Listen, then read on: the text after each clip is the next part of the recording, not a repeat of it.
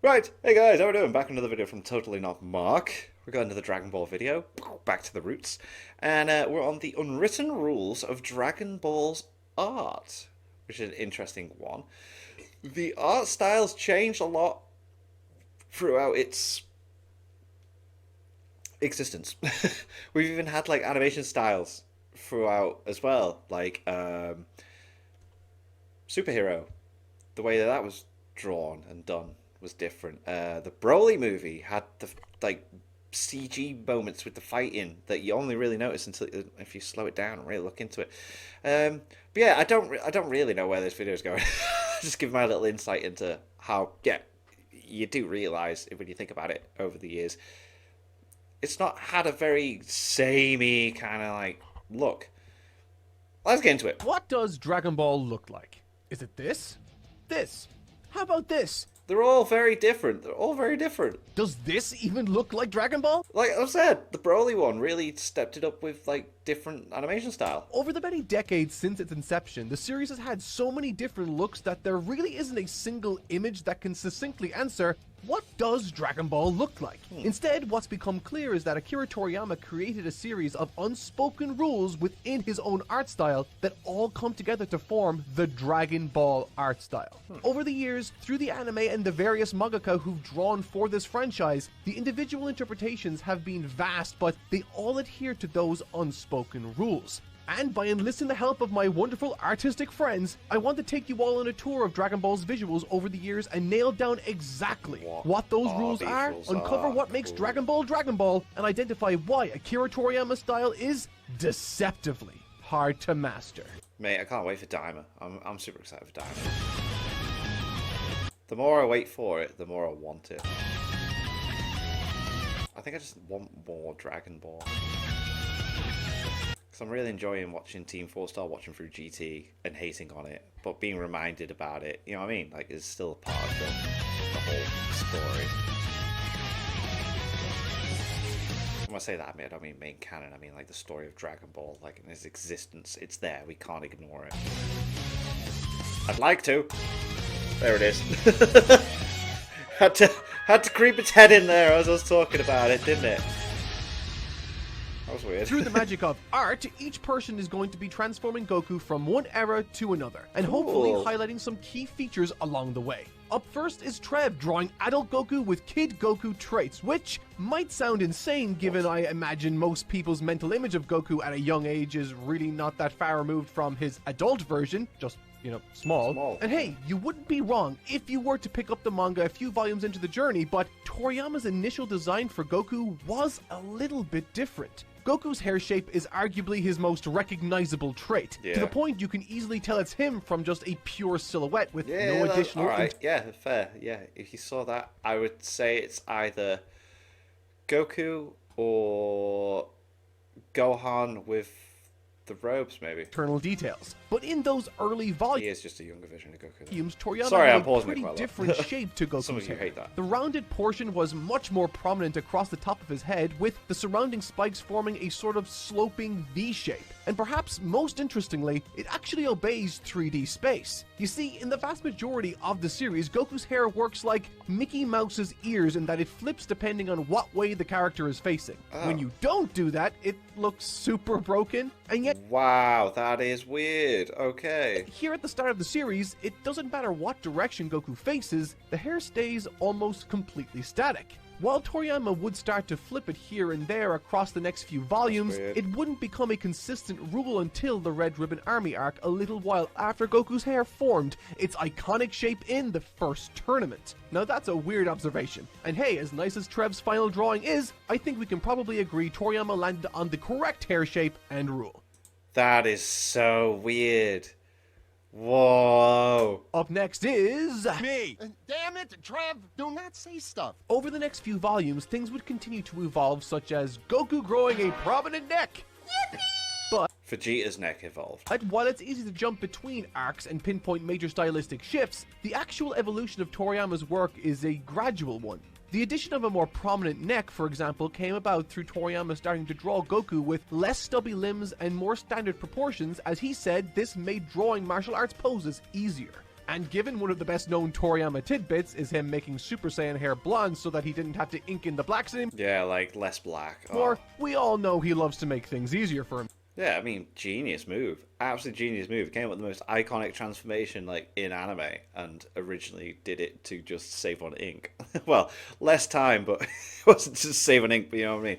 Like, let's just make it clear so I don't have to color it in every goddamn time. Amazing. What you're seeing right now is the very first martial arts pose of Goku redrawn with the proportions and stylistic traits Toriyama had adopted by the very end of Kid Goku's reign, which not only includes changes to the proportions and hair, but also to Goku's face. As the story ramped up in intensity, Toriyama's art had to follow suit, and with that came less circular eyes, instead curving the bottoms of the eyes to allow for intense expressions. Big brow furrows came in, more detailed musculature, and Toriyama really began to play around with line weights to emphasize aspects of each panel. In spite of this, one particular rule for the eyes stayed consistent and remains consistent even to this day. When a character looks forwards in a 3/4 view, the pupils are encompassed by surrounding lines on either side. Now this might not seem novel, but trust me, it gets a little bit more pernickety. If the eyes glance to the side from certain angles, one of the surrounding lines flips.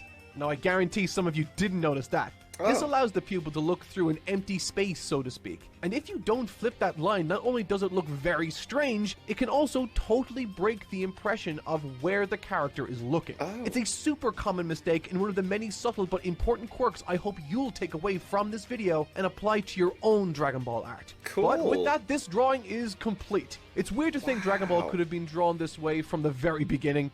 Next up to draw is... Drum roll, please. It's me. Jumping forwards into the Saiyan arc now, not only is Goku grown up, but Toriyama is starting to really enhance the edge that I like how he did the comedic edit for himself. Makes sense. It's cool. defines so much of the two Piccolo arcs. You'd be forgiven for thinking that there's not much difference in the Goku design pre and post time skip at a glance, but man, it really sort of very kind. I keep looking at these now. It makes sense. He's looking straight forward, so they're both like that. But if he's looking that way, they'd be both... Wow! That is different. Despite the Saiyan arc being thought of as rounder in the grand scheme of the series, the limbs are much less thick and round thanks to more sharply defined muscles. And well, by the end of this arc, things have evolved so much so that I don't think I even have to point out the insane uptick in detail and hatching. I think the most dramatic shift comes in the faces of the cast, especially Goku's. It is significantly less wide, and despite the shape of the features changing too, it still distinctly looks like Goku.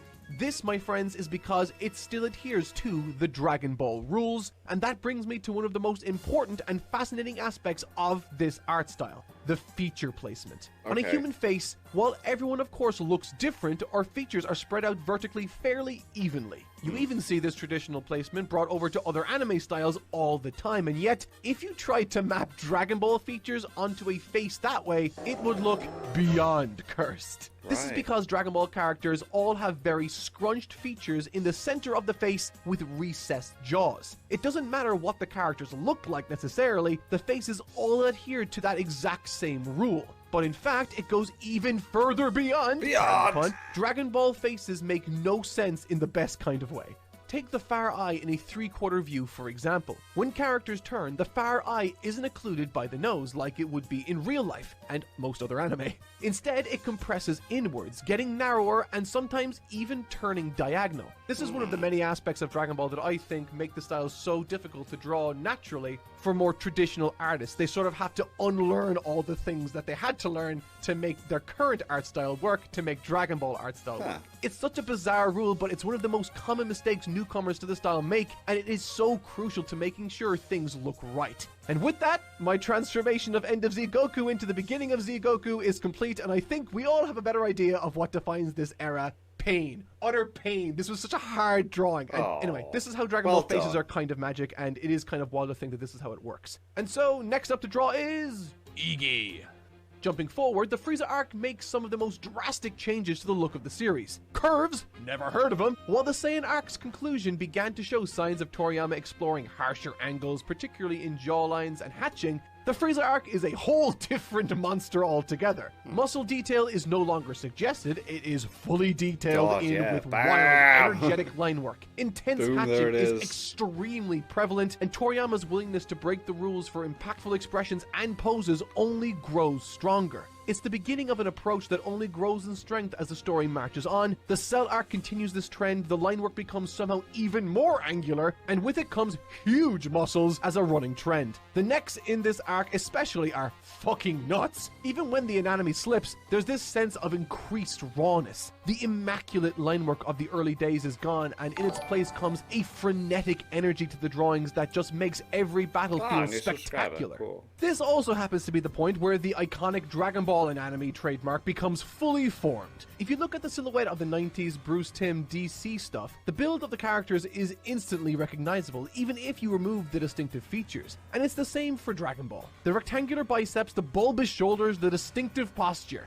It is so intrinsically Dragon Ball at this point that when One Punch Man's character designer went back to draw the poster for Season 3 after working on Dragon Ball for a few years, he drew Saitama with Dragon Ball anatomy, and everybody noticed! Right. It's a super tough style to master while maintaining loose and gestural drawings. I think there's often a temptation to really detail in every single muscle when drawing Dragon Ball, but if you look at Toriyama's approach, it's really just a select few muscle groups that are strongly detailed in. The biceps are very prominent, but the triceps and forearms still quite loose. The chest and abs are prominent again, but there's almost no emphasis on the obliques whatsoever. He carefully carved out a strong looking but simple style, and I think it goes a long way in allowing him to maintain such dynamic drawings in spite of the perceived detail. It's quite weird, honestly, seeing this Saiyan arc panel drawn like the Cell arc, but because Iggy translated it so well, I think it nicely demonstrates that despite the shape changes, the overall choices of what muscles to include and exclude remain consistent. On to the next one, I guess, and next up This is really interesting. Iggy again. Heading into the final arc of the original series, things start to get really interesting. Anyone who's ever read the manga before will tell you that this arc starts to look a tad rougher around the edges at times. As Toriyama began to burn out on the weekly grind of chapters, the cleanliness of the line work deteriorated, going from rough sketch to final inking with little refinement prior. It results in a look that is somehow even more aggressive, with crazy wavering line weight, an abundance of speed lines and effects, and truly wild looking expressions, and even a mistake or two. Oopsie. But I think what really sets it apart is the look it achieves in spite of that roughness. Toriyama's work suddenly looks very modern, and it's thanks to some very fascinating changes. When one thinks of Dragon Ball eyes, our minds usually drift over to the anime with its smaller eyes and neat eyebrows. It's a different brow to eye ratio. If you look at Toriyama's work throughout much of the prior arcs, the eyes are way bigger than you may be used to from the anime, stretching out across much of the brow. The jaws are also very narrow and small, with a little less emphasis on the chin. It's quite a contrast to any of the styles seen in the anime. But in the Boo arc, well, Toriyama changes things up and things suddenly start to converge. Suddenly the faces get much wider thanks to the jaws starting to align better with the top of the head's width. When comparing between manga and anime now, the differences become far less apparent. And of course, with the eyes, Toriyama began to morph the shape with very straight, immovable brows and narrow eyes, reducing that sort of bug-like early look. He also, at this point, starts to draw Super Saiyan hair with more segmented and detailed pieces, which was an aspect he introduced through the various Super Saiyan grades and Super Saiyan 2 in the Cell arc, but now it's being applied to even Super Saiyan 1.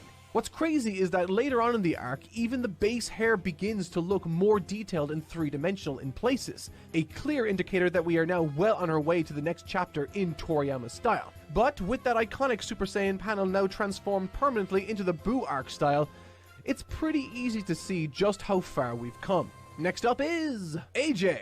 The next major stretch of Toriyama's Dragon Ball arc would come between 2002 and 2004 with the covers of the Kanzenban manga releases. And amazingly, even within those short years, there's a fascinating style evolution to watch unfold for Toriyama. I think for many, the initial thing that comes to mind with modern Toriyama is his newfound proclivity for leaner muscles and lesser detail, which is certainly true later and an aspect to still be touched on, but it's not the sole difference. Not at first, at least. The earliest Kanzenban covers were all inked by hand in an approach to line art that is so much more detailed and textural than ever seen before. Goku's hair is now fully sporting a complex new three-dimensionality to it, with Wow. countless new hair strands that layer over one another with startling depth. Yeah. Ken Shinhan and Goku on the covers of 9 and 13 likewise now show a fascinating new approach to musculature too. There's no longer an emphasis on only parts of the muscle groups as noted earlier. Now Toriyama's detailing everything he left out before. The forearms, the obliques, the finer details of the triceps and wrist. The fabric is immensely more detailed with crazy hatching. This is a It's the most complex and technically strange competent work looking Toriyama 16:3 at has the moment. ever drawn. And then suddenly, that all starts to change when Toriyama goes full digital. Yo. As noted in an interview from 2003 and then later reconfirmed in 2013, he revealed he got tired of inking with a pen and scanning it in, and instead swapped over to doing everything with a tablet midway Cool. through the Kanzenban run with Volume 11. It is so clear to see, and the changes that come with it are super interesting to analyze. Initially, the approach is fairly similar to the preceding line work, just thicker. But the deeper into the series it goes, Toriyama's style starts to become super rounded and the focus on specific muscle shapes returns once again. The jaws are crazy circular, the eyes are so round, and the line weight variation drops right down to almost single line stroke thickness. The overall balance of characters change, with larger heads and longer torsos leading to a kind of stubbier look. While some of the more detailed dramatic covers certainly pull out the details once again, Toriyama's style here has irrevocably changed. There's a newfound lightheartedness to the style that would only increase as the years went by. Character musculature would shrink even more so, Hey, and the this fabric looks would awesome. wrap tightly around the limbs, emphasizing that aspect. In spite of all the wonderful skill poured into it, it was such a departure from the original series that it would often come as a shock to fans who hadn't kept up with Interesting his book. work. And with this Interesting now book. wonderfully finished redraw, I Oh. hope you can all now see the changes in contrast with his old style. Yeah. It's crazy different, but importantly, no less skilled. But that skinny, lighthearted approach did start to change towards the end. Designs like Shallot, Golden Yo. Frieza, and Orange Piccolo all boasted classically large muscles in spite of modern Toriyama's longer torsos and Shallot, shorter let's legs. go. Even his most recent Kid Goku began Like, I don't even know what actual Shallot is like. It's just Shallot from Devil Artemis' videos. It's just amazing. I love him. He's brilliant. It's just the coolest thing about the DAU. But anyway, to show the shapes of old with thick arms, big eyes, and smaller pupils once again. It really felt like he was getting back into the rhythm of Dragon Ball once again, which of course only adds to the tragedy of his passing. But of course, we now have other artists to carry that torch. Ones with fascinating traits of their own, and ones that I think maybe demonstrate the different directions one can take Dragon Ball in before it starts to lose its core identity. Toyotaro is of course the primary torch carrier, with a style that is largely rooted in the anime more than Toriyama. yeah, but I'm sure, hasn't he said that the next arc in the manga is going to be the final one? Because I'd want to bow out. If I was, like, making a thing which is the primary story for a franchise that is so popular, and then the main guy passed away, I'd be like, right, okay, this is too much. Final story arc.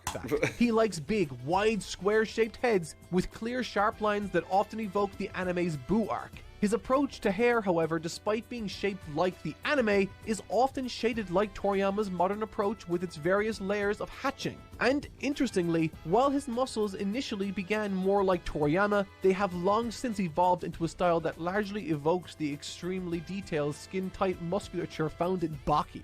Now, while those muscles certainly break the Dragon Ball rules, so to speak, I think at least the majority of it manages to stick to those core ideas of feature placement, eye compression, and general silhouette rather well, allowing it to still look like Dragon Ball, even if that isn't Toriyama's Dragon Ball. On the flip side, you have artists like Dragon Ball Heroes Yoshitaka Nagayama, who routinely breaks the core Dragon Ball rules. His approach to almost every element is a departure from Toriyama's style, and to be clear, this is not intended to be a quality judgment of the art, but rather an assessment of its Dragon Ball identity, so to speak. It's just that, at its core, while a character might recognizably look like Goku, it's enough of a departure that it's That is lost the weird that on the Toriyama left legacy, there. if that makes any sense. And that's ultimately what I hope this video helps to convey, that there are so many different ways to approach drawing Dragon Ball.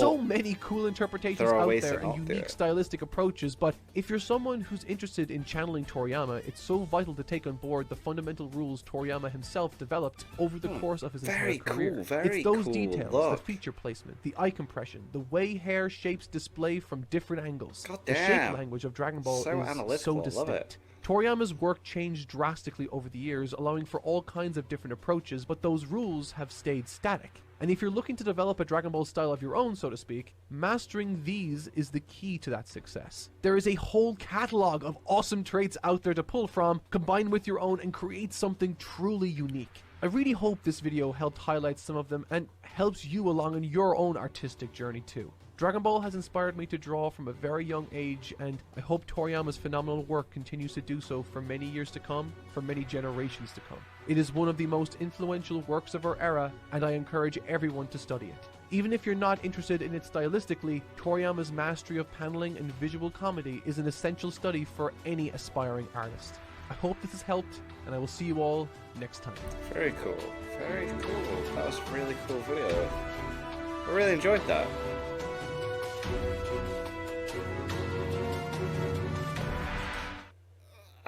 Was he hinting at reviewing My Hero Academia?